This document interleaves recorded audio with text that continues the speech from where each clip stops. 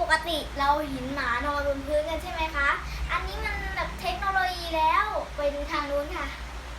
หมานอนอุ้ยขาแม่ให้เรานอนนะคะแพน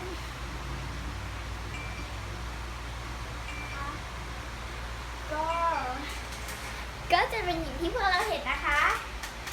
มันอ่ะขึ้นไปบนนี้ แล้วก็ขึ้นมาตรงนี้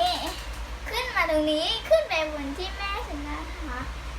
แปลกมาก ตอนนี้เราแบบมีเทคโนโลยีมากขึ้นอ่ะ ทุกอย่างก็เปลี่ยนไปใช่ไหมจากหมานอนบนพื้นไปนอนบนโต๊ะ เทคโนโลยีใช้ได้ โอ้โห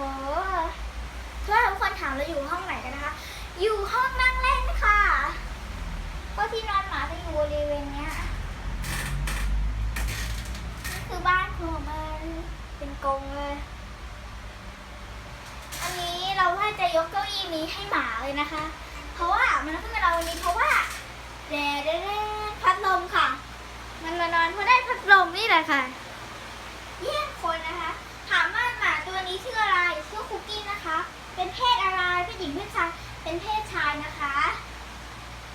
หลังจากที่พวกเราหายกันไปยาวนานมากๆนะคะนั้นเราก็จะกลับมากู้คลิปเราใหม่ค่ะ เราจะลงคลิปทุกวันนะคะ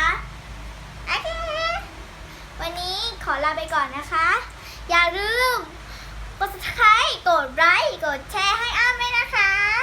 วันนี้ขอลาไปก่อนนะคะบ๊ายบายสวัสดีค่ะ